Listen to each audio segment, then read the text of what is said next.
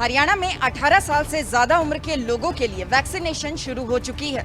प्रदेश को 3 लाख के करीब कोविशील्ड की डोज मिली है।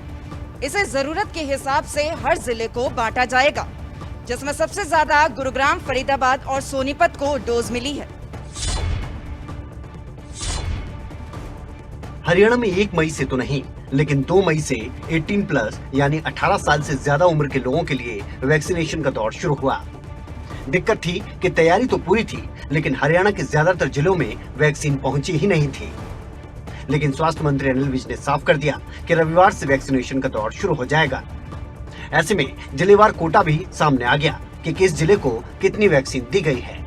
इसमें फरीदाबाद और गुरुग्राम को सबसे ज्यादा वैक्सीन की डोज दी गई है। बात करें अंबाला की, तो अंबाला को 15,000 कोविशील्ड की डोज दी गई हैं। वहीं भिवानी को 10,000 कोविशील्ड की डोज दी गई हैं। चरखी दादरी को 6,000 डोज दी गई, तो फरीदाबाद को सबसे ज्यादा 30,000 कोविशील्ड की डोज दी गई। फतेहाबाद को 10,000 कोविशील्ड की डोज दी गई, तो गुरुग्राम को सबसे ज्यादा 32,000 कोविशील्ड की डोज दी गई हैं। हिसार को 12,000, तो झज्जर को 10,000 कोविशील्ड की डोज दी गई। वहीं कैथल और जींद को भी 10,000 कोविशील्ड की डोज दी गई हैं। करनाल को 17,000 कोविशील्ड की डोज थमाई गई हैं। वहीं कुरुक्षेत्र को 10,000, तो महेंद्रगढ़ को भी 10,000 डोज दी गई हैं। नूंह को 8,000 कोविशील्ड की डोज दी गई है।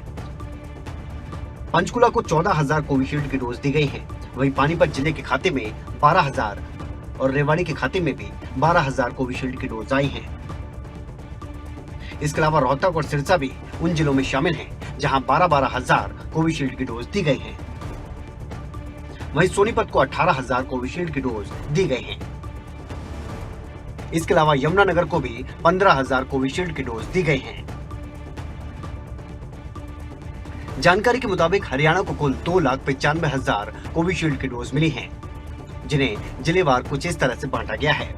हालांकि अब भी देश के कई ऐसे राज्य हैं जहां पर 18+ के लिए वैक्सीनेशन का दौर तय तारीख पर शुरू नहीं हो पाया है।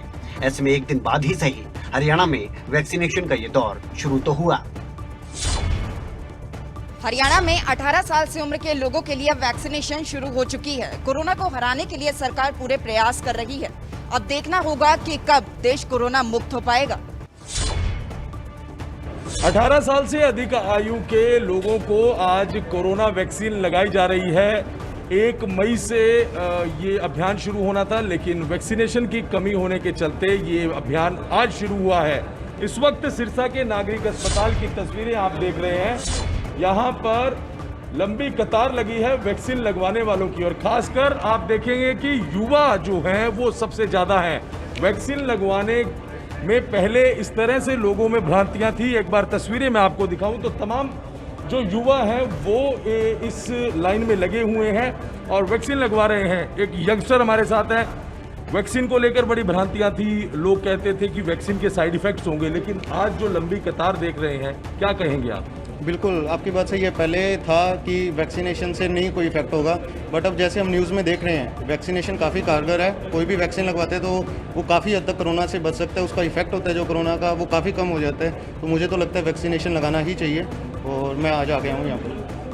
क्या कहेंगे? बहुत से यंगस्टर्स अभी भी डर रहे हैं वैक्सीन लगवाने को, आप क्या उनको क्या कहना चाहेंगे? वैक्सीनेशन से डरने वाला तो कोई बात नहीं है। तो वैक्सीनेशन से बल्कि कोविड से होने वाली मौत से बचा ही जा सकता है, इसलिए वैक्सीनेशन तो हर देश में हर नागरिक को लगवानी चाहिए। तो बिल्कुल ये युवा है और ये अब लोगों को मोटिवेट कर रहे हैं और कह रहे हैं कि वैक्सीन को लगवाना चाहिए। पहले भ्रांतियां थी, लोग वैक्सीन नहीं लगवाते थे, लेकिन आज की तस्वीरें अगर आप देखेंगे तो ये नागरिक अस्पताल में टीकाकरण कक्ष बना हुआ है। यहाँ पर वैक्सीन लगवाई जा रही है और बड़ी संख्या में लोग जो है भाग ले रहे हैं। हालांकि बहुत से लोग हैं जो वैक्सीन लगवाना चाहते हैं, लेकिन ये वही लोग हैं जिन्होंने पोर्टल पर रजिस्टर्ड किया था और उनको वैक्सीन लग रही है। ये वैक्सीन वार्ड है और यहाँ पर तमाम जो फॉर्मेलिटीज़ हैं वो पूरी की जा रही हैं और यहाँ पर वैक्सीन लगाई जा रही है। तो बिल्कुल आज 18 साल से अधिक लोगों को, अधिक उम्र के लोगों को वैक्सीन लगाई जा रही है और वैक्सीन लगवाने वालों में जोश देखने को मिल रहा है। कोरोना संक्रमण की चैन तोड़ने के लिए जरूरी है वैक्सीनेशन। 1 लाख से ज़्यादा डोज पानीपत में इंजेक्शन की लग चुकी है और मैं कोविड के सेंटर के बाहर मौजूद हूँ। दिखाना चाहूँगा यहाँ पर हर वर्ग के लोग वैक्सीन लगवाने के लिए पहुँचे हैं। अभी ताज़ा हालात की मैं बात करूँ, 12,000 के करीब वैक्सीन पानीपत के सेंटर में पहुँची है। लेकिन लोगों की एक सबसे बड़ी समस्या है, वो हम जानने की कोशिश करेंगे। क्या समस्या क्या आ रही है, क्या वजह है? साहब मेरे को टाइम मिला हुआ है 11 से 1 बजे तक का। मैं आया हूँ, मैंने वैक्सीन रजिस्ट्रेशन करवा रखी है। अब ये कह रहे कोविड की वैक्सीन नहीं है हमारे पास, खत्म हुई है। जो वैक्सीन थी हमें टोकन बांट दिए गए हैं। उसके बाद अब ये कह रहे दोबारा कल आना सुबह 9 बजे। अब ये बार ये चक्कर काटते रहेंगे क्या? मैसेज आया था? हाँ मैसेज है, बेकार रजिस्ट्रेशन है, मेरे पास नंबर भी है, देखो ये देखो। तो अभी क्या बात हुई है? अब ये कह रहे कल आना 9 बजे। तो ये देखिए, सबसे बड़ी समस्या जो है वैक्सीन की कमी को लेकर इनको मैसेज भी पहुंचा था कि आप इस वक्त यहाँ पर पहुँचे। तो इनको ये समस्या है कि वैक्सीन अभी अंदर से इनको बोला गया कि वैक्सीन नहीं है, आप जाइए दोबारा फिर चाहिए। तो तमाम लोग यहाँ पर पहुँचे हैं सुबह से, कोई 9 बजे से, कोई 8:30 बजे से यहाँ पर मौजूद है। आप कब से आए हो और क्या करें? 8:30 बजे से आए जी। पहले तो ये मंगवाई थी, ये इसकी फोटो स्टेट का कल लग गई है वैक्सीन? नहीं लगी नहीं है अभी, नंबर वो टोकन दिया है, लगेगा टोकन। अच्छा, बहुत सारे लोगों को टोकन दिया गया है, जिनको टोकन मिला है उन्हीं को अंदर जाने दिया जाएगा। इसके अलावा जिन लोगों को टोकन नहीं मिला उन लोगों को समस्या काफ़ी आ रही है। आप किस लिए आए और क्या? इसलिए हम खड़े हैं, हमें टोकन नहीं दिया जा रहा। कह रहे हैं कि फिलहाल मेडिसिन खत्म है, उसके बाद अगर बचेगी तो लगाया जाएगा, यही बोला जा रहा है। तो देखिए, खड़े आप लोग। पानीपत के अंदर सबसे बड़ी समस्या इस बात को लेकर है कि लोगों को मैसेज तो भेजे जा रहे हैं वैक्सीन के को लेकर के आप लगवाइए, लेकिन जब लोग यहाँ पर कोविड के सेंटर पर पहुँचते हैं वैक्सीन लगवाने के लिए तो उनको ये कहा दिया जाता है कि वैक्सीन नहीं है। तो ऐसे में लोगों की परेशानी बढ़ती जा रही है, क्योंकि दुनिया जानती है कि वैक्सीन की वजह से ही कोरोना की चैन टूटेगी। लेकिन अगर वैक्सीनेशन में भी इस प्रकार से लापरवाही बरती जाएगी, वैक्सीन लोगों को लेट लगेगी, लोगों को समस्या आएगी, तो हम इस कोरोना की चैन को नहीं तोड़ पाएंगे। हरियाणा में कोरोना से हालात बेहद ही खराब है। सरकार पूरे प्रयास कर रही है कि कोरोना पर लगाम लगाई जा सके। स्वास्थ्य सुविधाओं को लेकर अब मुख्यमंत्री मनोहर लाल ने एक बैठक की। इस बैठक में कई अहम फैसले भी लिए गए। कोरोना की कोहराम पर विराम लगाने की मुहिम शुरू हुई तो देश के सामने एक और बड़ी मुसीबत आ खड़ी हुई। हरियाणा के सीएम मनोहर लाल ने राज्य के सभी जिलों के अधिकारियों से लेकर उपायुक्तों के साथ एक बैठक की, तो स्वास्थ्य मंत्री अनिल विज भी वीसी के जरिए बैठक में शामिल हुए। बैठक में ऑक्सीजन के बढ़ाए गए कोटे को लेकर चर्चा की गई। केंद्र सरकार ने हरियाणा का ऑक्सीजन का कोटा बढ़ा दिया है, लेकिन राज्य के लिए आ रहा ऑक्सीजन अभी भी पर्याप्त मात्रा में नहीं है।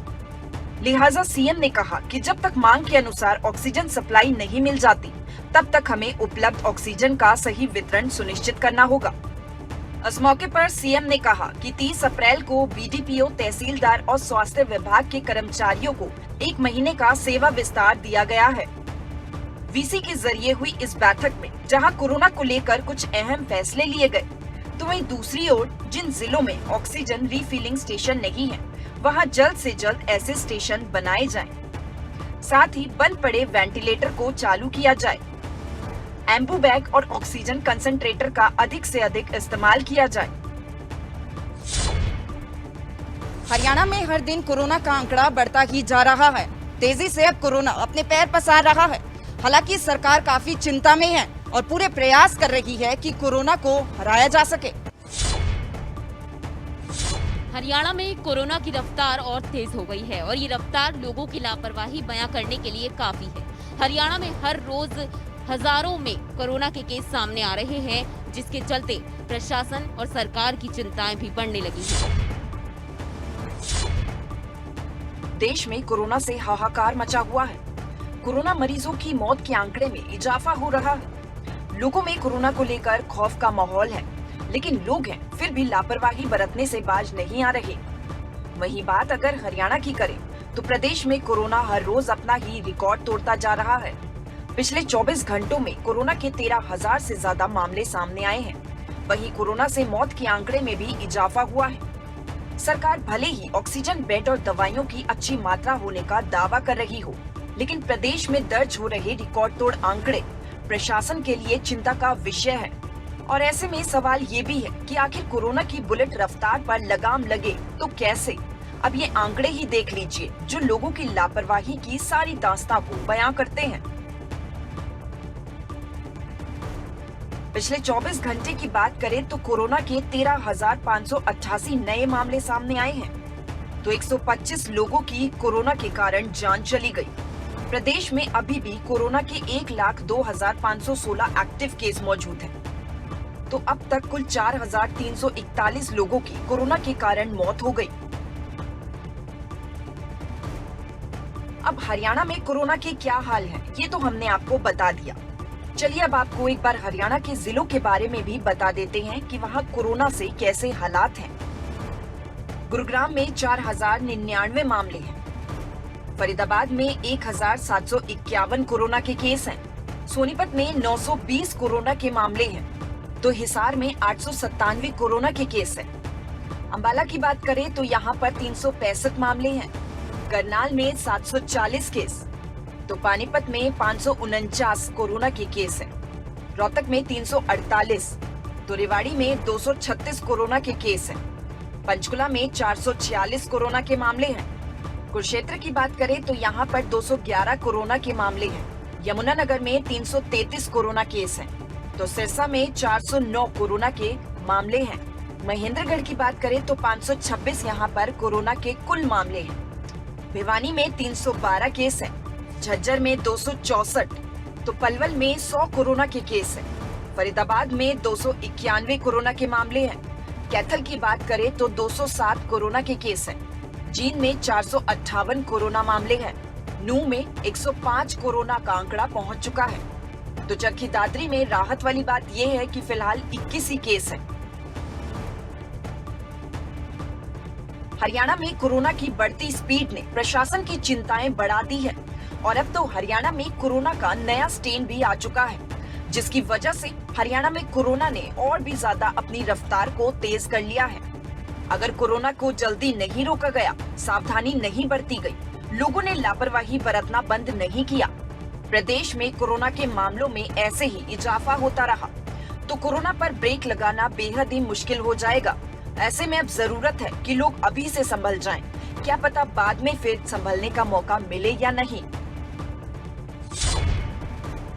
प्रदेश में कोरोना की रफ्तार इसी तरह से बढ़ती रही तो कोरोना पर ब्रेक लगाना मुश्किल हो जाएगा। इसीलिए जरूरत है कि लोग अभी से संभल जाएं, बाद में क्या पता संभलने का मौका भी न मिले। कोरोना के बढ़ते संक्रमण को देखते हुए महेंद्रगढ़ के व्यापारी भी काफी जागरूक दिखाई पड़ रहे हैं। उन्होंने अपने आप से ही व्यापार मंडल ने, व्यापारियों ने एक निर्णय लिया कि आज संडे को पूरा बाजार बंद रखेंगे। देखते हैं जिस प्रकार से, मैं अपने कैमरामैन से कहना चाहूँगा जो दिखाएं कि पूरा बाजार बंद दिखाई पड़ रहा है। जो सुबह खुलने वाला बाजार आज अभी तक बिल्कुल बाजार बंद पड़ा हुआ दिखाई पड़ रहा है, क्योंकि सभी को इस बात का डर है कि कहीं उनको कोरोना जैसी बीमारी की चपेट में ना आ जाए। इसको लेकर सभी व्यापारियों ने अपनी दुकानें बंद की हुई हैं और इनका मानना ये है कि संडे के दिन, रविवार के दिन अगर दुकानें बंद रहेंगी तो इस संक्रमण की लहर को कहीं ना कहीं रोका जा सकता है, संक्रमण को रोका जा सकता है। अब व्यापारियों में इस तरीके की जागरूकता देखी जा रही है कि बिना किसी प्रशासन के आदेश के या बिना किसी पुलिस कर्मचारी के कहने पर उन्होंने स्वतः ही अपने मार्केट को बंद किया हुआ है। ये व्यापारियों की एक अच्छी पहल है और इस पहल के जरिए ही महेंद्रगढ़ के अंदर जो कोरोना का संक्रमण बढ़ रहा है उसको कहीं ना कहीं रोका जा सकता है। कोरोना काल में संक्रमितों का आंकड़ा बड़ी तेजी से बढ़ा तो इस बीच खबर आई कि अस्पताल स्वास्थ्य सुविधाओं की कमी से जूझ रहे हैं। इस बीच ये खबर भी आई कि अस्पताल से स्वास्थ्य सुविधाओं की कमी से नहीं बल्कि डॉक्टरों की कमी से भी जूझ रहे हैं। इस बीच हरियाणा के गृह और स्वास्थ्य मंत्री अनिल विज ने IMA के साथ एक बैठक की है। क्या कुछ खास रहा इस बैठक में, देखिए इस रिपोर्ट में। हरियाणा में कोरोना का कहर लगातार जारी है, लेकिन फिर भी लोगों की लापरवाही है कि कम होने का नाम नहीं ले रही। और लोगों की लापरवाही का नतीजा है कि हरियाणा में कोरोना की ये तस्वीर इतनी भयावह होती जा रही है। अब जो प्रदेश में स्थिति बिगड़ी है उसे ठीक करना भी जरूरी है, साथ ही कोरोना की चेन को भी तोड़ना है। तो वहीं हरियाणा के गृह मंत्री ने भी साफ कर दिया है कि वो नहीं चाहते कि हरियाणा में किसी भी मरीज की इलाज न होने के चलते मौत हो, और मरीज को बचाने के लिए सरकार धर्मशाला, होटल, बैंक्वेट हॉल जहां भी जगह मिलेगी वहां बेड लगाएगी और मरीजों को हर संभव इलाज दिया जाएगा। हम इस व्यवस्था को संभालें, ये मैं चाहता हूँ। 2 अस्पताल तो विशेष तौर से मैं चाहता हूँ कि IMA संभाल ले, हैंडल कर ले। जो 500 बेड के हम पानीपत और हिसार में बना रहे हैं, उनको तो वो अपने तरीके से हैंडल कर लें, वो है। और बाकी जिलों में भी, सब जिलों में, हर जगह पर हम अतिरिक्त कहीं 100 बेड, कहीं 200 बेड हम क्रिएट कर रहे हैं। किसी धर्मशाला में, किसी होटल में, किसी बैंक्वेट हॉल में। हमने कहा जहाँ जगह मिलती है आप वहाँ पर बेड्स लगाइए और इंफ्रास्ट्रक्चर सारा हम मुहैया करा रहे हैं। हमारे सिविल अस्पताल से अटैच्ड होंगे, सिविल अस्पताल से सारा जो सामान है, मेडिसिन हैं, इक्विपमेंट्स हैं, जितना हम मुहैया करा सकेंगे हम वो कराएंगे।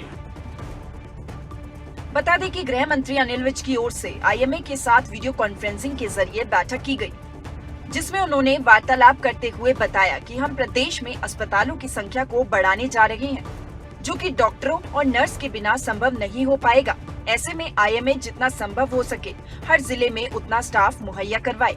कोरोना की चेन को तोड़ने के लिए हर संभव प्रयास किए जा रहे हैं। सरकार स्वास्थ्य व्यवस्थाओं को दुरुस्त करने के लिए हर एक कदम उठा रही है, लेकिन फिर भी कोरोना के इतने केस का आना और कोरोना से मौत के आंकड़े में इजाफा होना अपने आप में ही एक गंभीर बात है।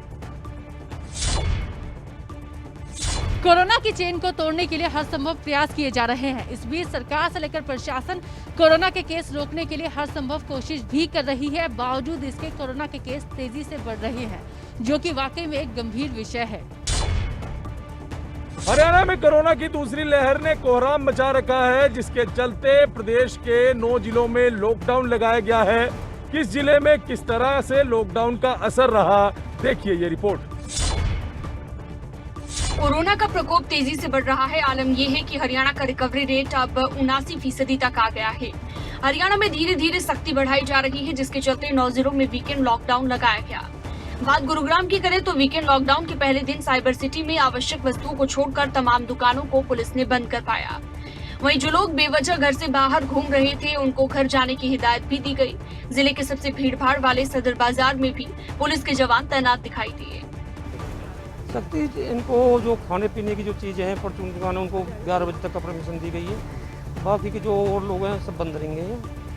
दूध वगैरह की ये खुलेंगी और जो अपना जो चीज सामान कपड़े वगैरह ये भी जो नहीं बेच सकता कोई भी। करनाल में प्रशासन वीकेंड लॉकडाउन का सख्ती से पालन करवाता नजर आ रहा है।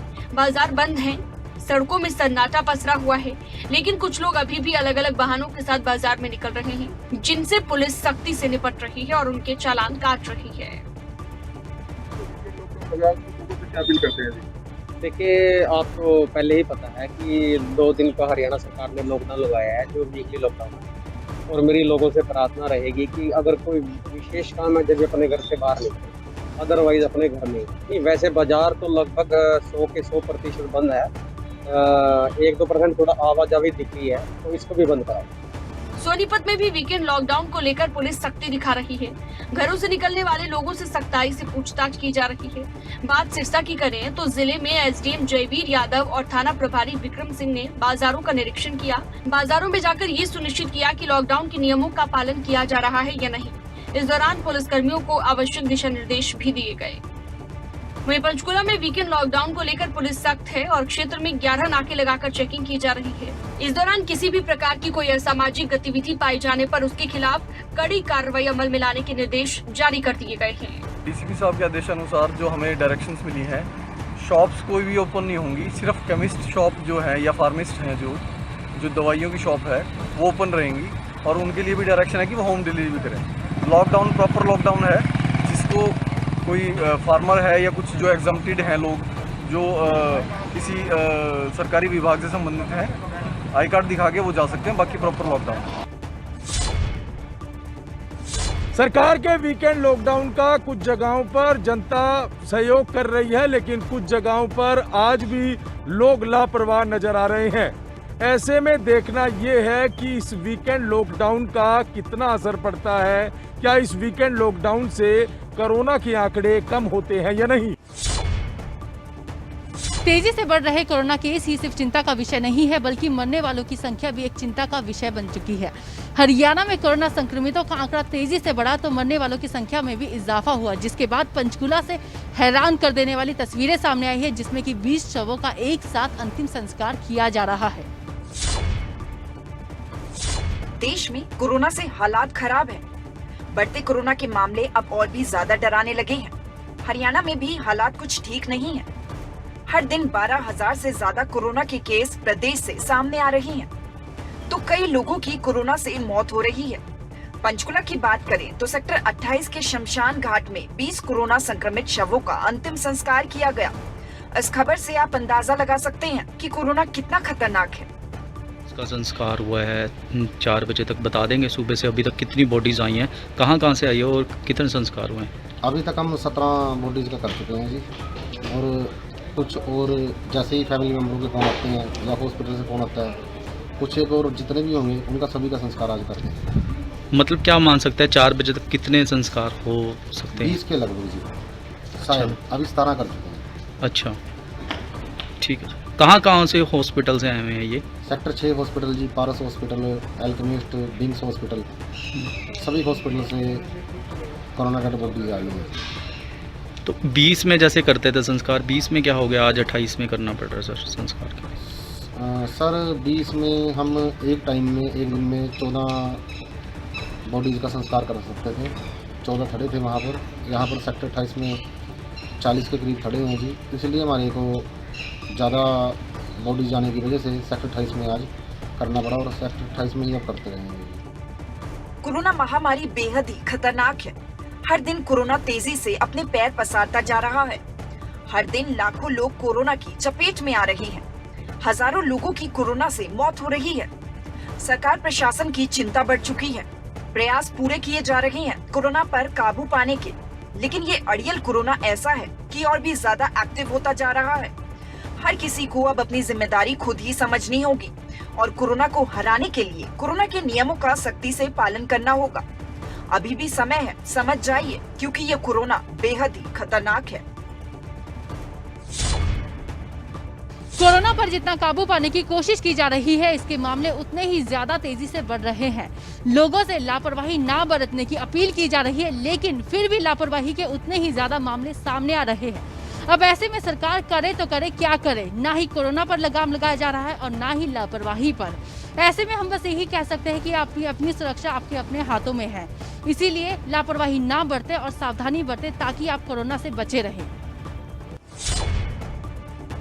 जहां एक और पूरा देश ऑक्सीजन की कमी से जूझ रहा है, वहीं हरियाणा से एक बड़ी खबर है कि उड़ीसा से ऑक्सीजन एक्सप्रेस फरीदाबाद पहुंच रही है।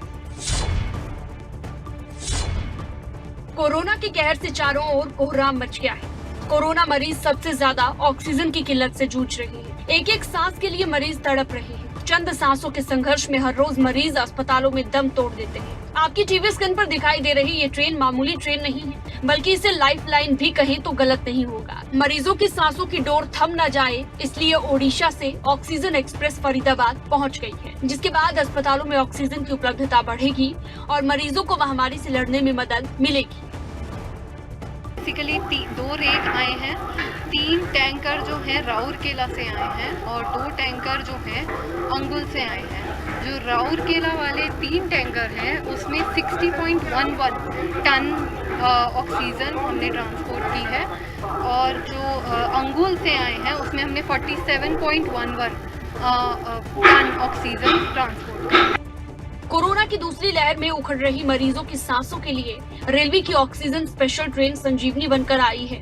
दरअसल 2 ट्रेनें ऑक्सीजन लेकर फरीदाबाद पहुंची है, जिसमें करीबन 160 टन ऑक्सीजन की सप्लाई की गई है। वहीं रेलवे अधिकारी ने जानकारी देते हुए बताया कि हरियाणा सरकार ने उनसे ऑक्सीजन के ट्रांसपोर्ट के लिए संपर्क किया था, जिसके तहत ये ऑक्सीजन ओडिशा से मंगवाई गई है। साथ ही ये भी बताया गया कि भविष्य में भी प्रदेश सरकार की ओर से ऑक्सीजन मंगवाने की योजना है, जिसे नियमित रूप से रेलवे पूरा करेगा।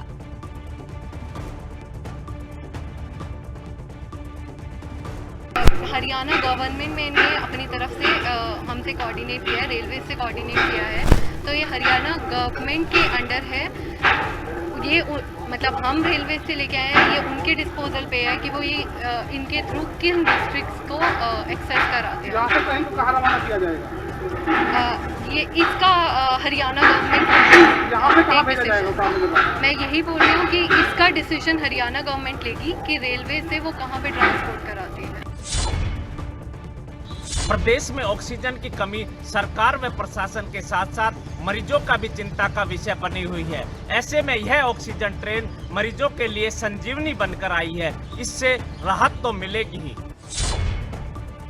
प्रदेश में कोरोना की दूसरी लहर लगातार जारी है, जिसके चलते गंभीर मरीजों का आंकड़ा बढ़ता जा रहा है और स्वास्थ्य सेवाओं पर दबाव है। सिरसा में भी बढ़ते कोरोना मरीजों के आंकड़े को देखते हुए वहां पर भी ऑक्सीजन की किल्लत देखी जा रही है।